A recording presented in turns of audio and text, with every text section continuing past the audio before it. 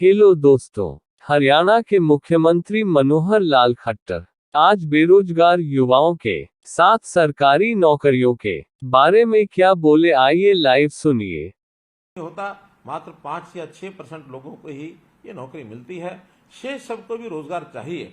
तो उन रोजगार के लिए हम लोगों ने ऐसी कुछ व्यवस्थाएं की हैं कि स्वरोजगार से आप लोगों तक पहुंच करके रोजगार मेले लगा करके कहीं स्वरोजगार के साथ अपना व्यवसाय करने का या कहीं मानो प्राइवेट नौकरी के लिए भी आपको तैयार किया जा सके।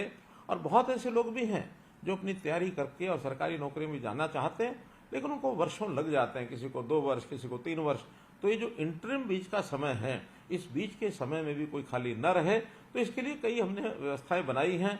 चाहे उसमें HKR के माध्यम से हम जो उनको जो एक आउटसोर्सिंग की नौकरी ये दिलाने का काम करते हैं, या कहीं वो प्राइवेट नौकरी करता है, तो इस प्रकार के काम से हमने तो यहाँ तक भी युवा सक्षम युवा जो योजना चलाई, जिसके अंतर्गत नौजवान कोई भी अगर स्नातक होता है तो घर खाली न बैठे, बल्कि उसको महीने में 100 घंटे का काम हम दे करके उसके लिए भी 7,500 रुपया, 9,000 रुपया ऐसे हमने योजना बनाई, ताकि कम से कम आगे बढ़ने के लिए उसकी जेब में अगर कुछ पैसा होगा तो निश्चित रूप से काम कर पाएगा।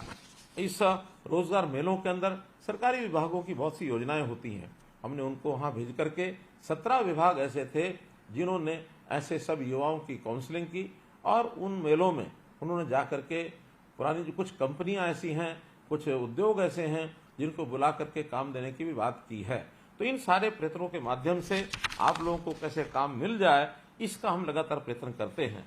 मित्रों, पिछले 9 वर्ष में बहुत से उद्योग लगे हैं, बहुत से रोजगार लगे हैं।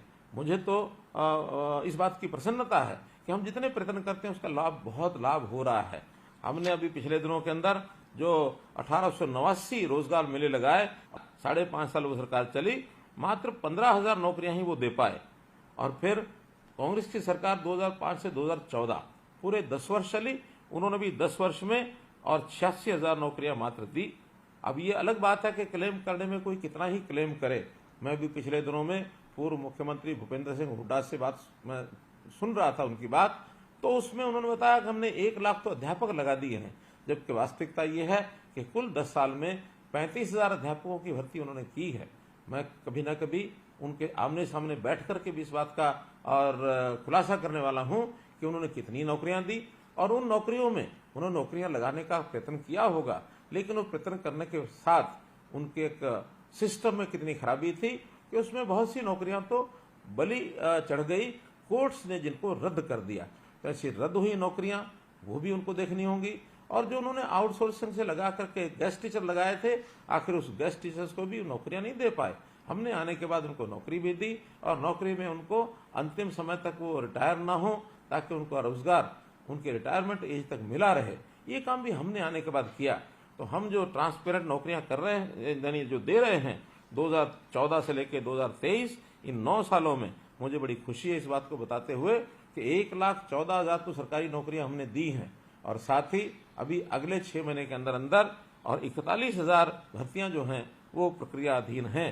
तो अगर ये सब भी होती हैं तो 1.5 लाख से ऊपर नौकरियां ये हमारे इस 10 साल के कार्यकाल में पूरी होंगी।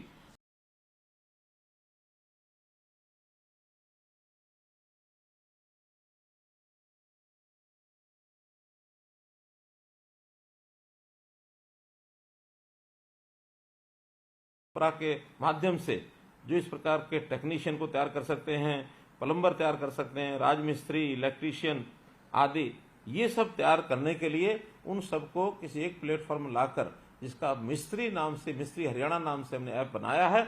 जो ऐसे काम सीखना चाहते हैं, मिस्त्री ऐप पर जाएंगे और मिस्त्री ऐप के माध्यम से उनकी सिखलाई ट्रेनिंग करा करके कौशल विश्वविद्यालय के माध्यम से सर्टिफिकेट दे करके, ताकि वो काम में उनको सुविधा हो सके, इस योजना को भी हमने चलाया है।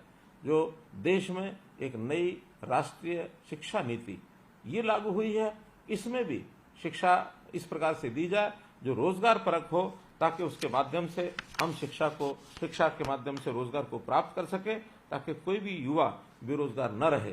भाइयों, हमारा ये सपना है कि हम आने वाले कुछ समय के बाद अपने प्रदेश का एक भी युवा बेरोजगार न हो, ऐसी स्थिति लाना चाहते